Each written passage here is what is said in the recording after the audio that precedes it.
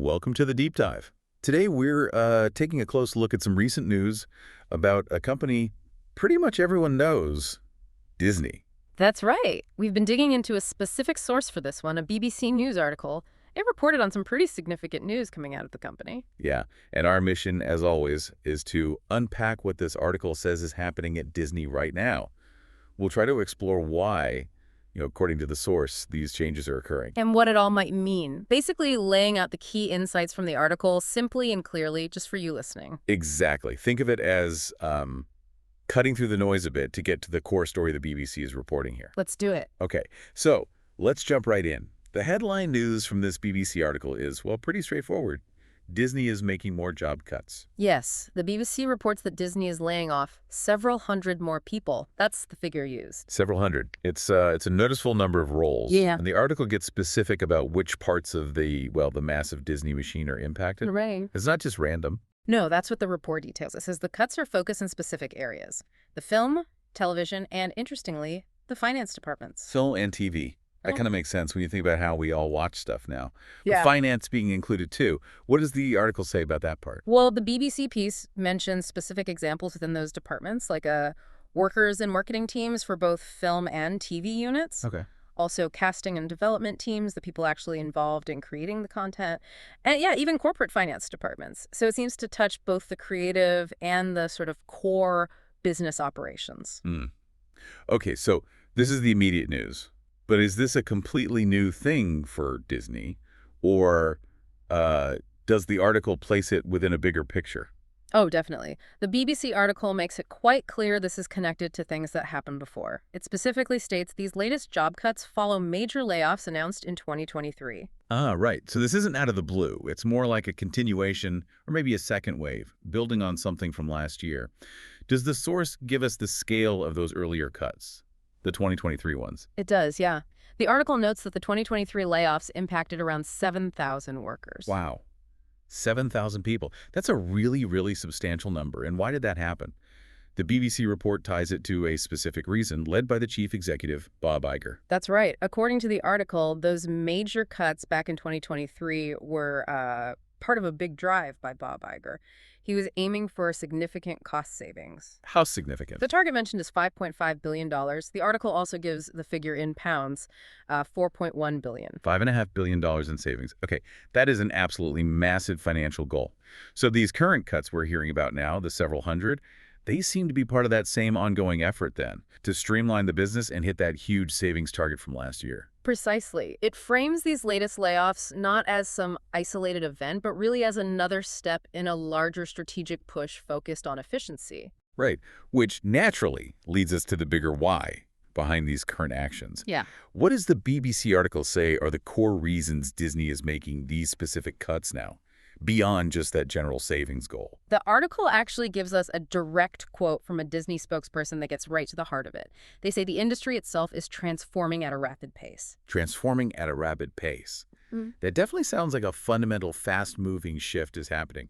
What kind of transformation are they talking about, according to the BBC report?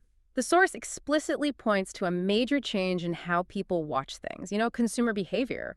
It discusses how viewers are moving away from traditional cable TV subscriptions. Ah, the old model, paying for big bundles of channels. Exactly, and instead shifting towards streaming platforms. Like, well, Disney's own Disney Plus Day, and others they own like Hulu. So the way people actually consume entertainment is changing fundamentally, and the company has to react. Precisely. And the spokesperson's statement, which the article quotes, also spells out Disney's objective in response to this. Their stated goal is to efficiently manage our businesses while fueling the state-of-the-art creativity and innovation that consumers value and expect. Efficiently manage. Okay.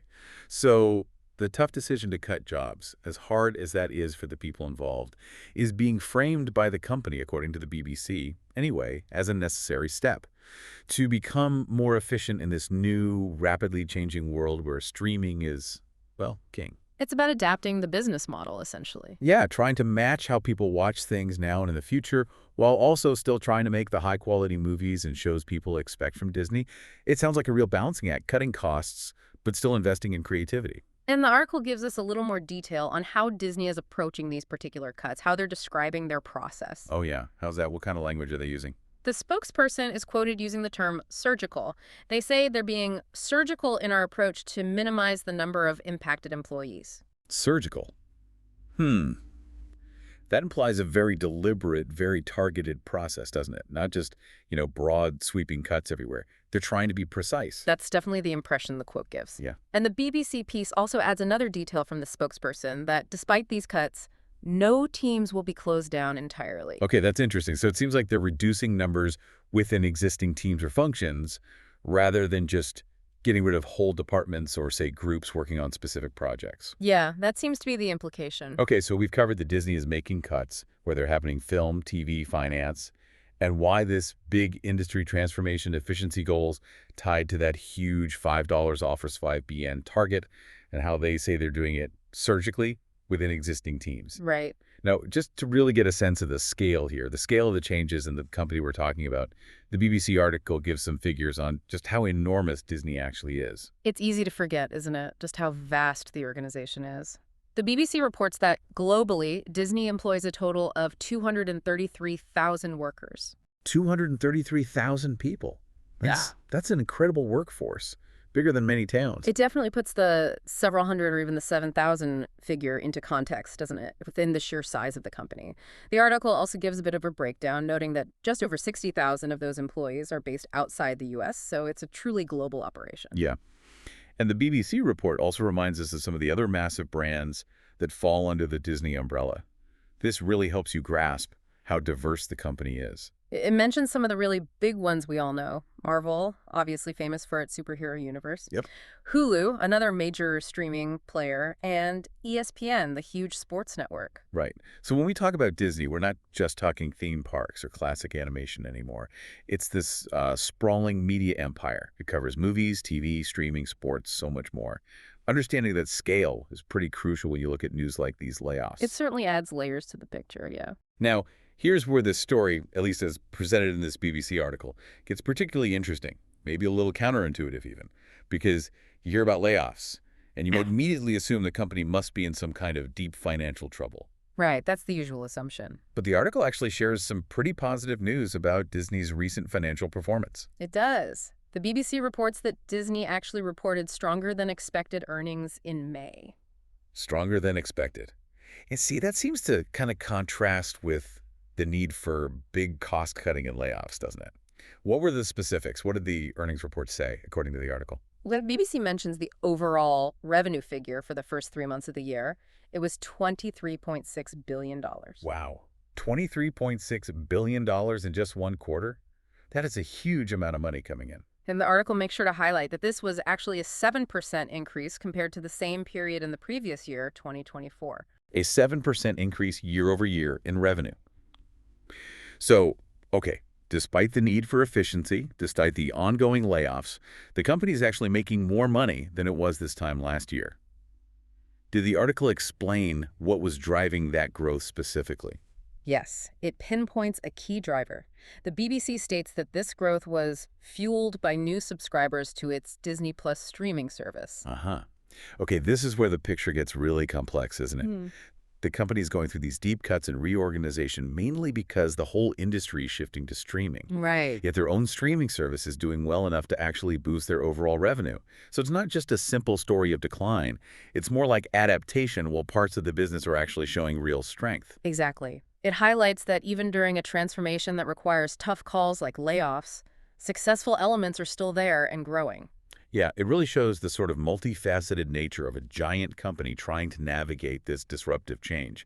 Different parts of the business, different strategies can have very different results all at the same time. Absolutely. It's rarely ever just one simple story with these big corporations.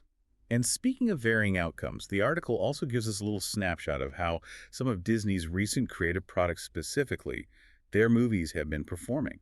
Yes, the BBC piece does touch on the box office performance of some of the newer releases. And is it a universally positive story there? Are all the movies hitting it out of the park?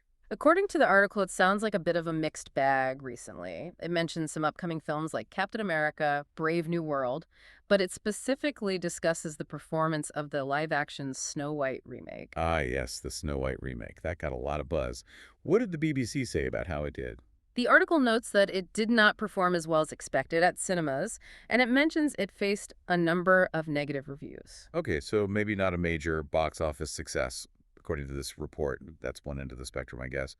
What about other films mentioned? Anything on the positive side? Yes, definitely. In contrast, the BBC highlights the success of Lilo and Stitch. Lilo and Stitch, the animated one. How did that one fare? Well, the article describes Lilo and Stitch as a pretty significant success story for Disney recently.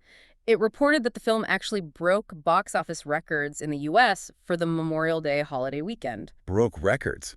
On a major holiday weekend like Memorial Day, that suggests a really strong audience reaction, a good turnout. And the BBC article backs that up with a number. It reported the global ticket sales figure since its release back in May, more than $610 million. Wow, $610 million worldwide. Okay. That's a substantial hit. So the article shows that while maybe some big-name releases like Snow White might stumble a bit, Yeah. others, like Lilo and Stitch, are performing incredibly well and pulling in massive revenue. It's not, a uniform success or failure Right. across their whole film slate. Exactly. It just reinforces that idea that even within this big industry transformation, the creative output itself still has its own ups and downs, its own hits and misses. Okay, so let's try and pull all these threads together for you, the listener, based purely on what this BBC News article is laying out for us. Right. The core story is Disney is continuing to make these targeted job cuts. They're impacting areas like film, TV, and finance. And this is all part of that larger multi-year strategic goal to save billions of dollars and become more efficient. And the driving force behind all this, as the article explains it through the company's own words, is the really rapid transformation of the entire entertainment industry. Specifically, that huge shift of viewers moving away from traditional cable TV and towards streaming platforms. Yeah, but then there's the twist, right? What the article reveals, which adds significant complexity, is that these difficult cost-cutting measures are happening even though Disney recently reported strong overall earnings. Right? Stronger than expected, even. And that revenue growth was actually boosted by increases in subscribers to their own streaming service, Disney Plus. It's such a complex picture. It's not a simple narrative where layoffs just equal a company failing financially. It seems more like a giant established company actively restructuring and cutting costs to adapt to a future dominated by streaming. Trying to hit those big savings targets. Exactly. While at the same time, seeing recent success in key growth areas, like their Disney Plus subscriptions, and having successful movies like Lilo and Stitch, even as other films like Snow White maybe perform below expectations. It really shows a company in the maybe messy process of trying to become leaner and more agile for the future of how we all consume media, while still relying on its creative engine to drive current success and facing the reality that, not every creative bet pays off. So why does this detailed picture matter to you? Why should you care about these Disney layoffs? Well, understanding how a massive, iconic company like Disney navigates these huge technological and consumer shifts, like the move from cable to streaming it, gives you a really valuable case study. Absolutely. It highlights the difficult, sometimes almost paradoxical decisions businesses have to make to survive and thrive in a changing world. They're balancing efficiency with creativity, even when parts of their business are actually doing quite well. It's a very real-world example of disruption playing out right at the top of the entertainment industry. Absolutely. So just to recap the key points from this BBC News article one last time. Disney is making more targeted layoffs, film, TV, finance.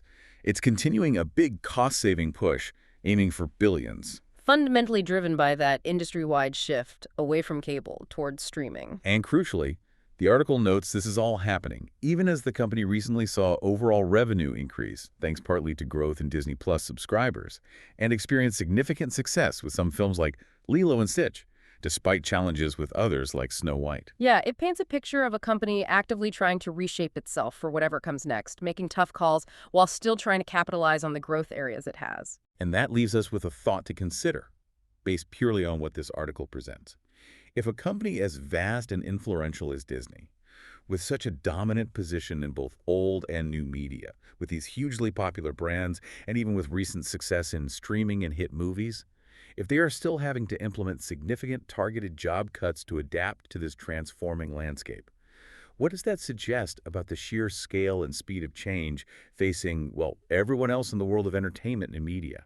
That's a powerful question about the future landscape indeed. Hmm. Thanks for joining us for this deep dive into the recent news surrounding Disney. We really hope breaking down this BBC article helped illuminate the key details and the complex picture they paint. Thanks for listening.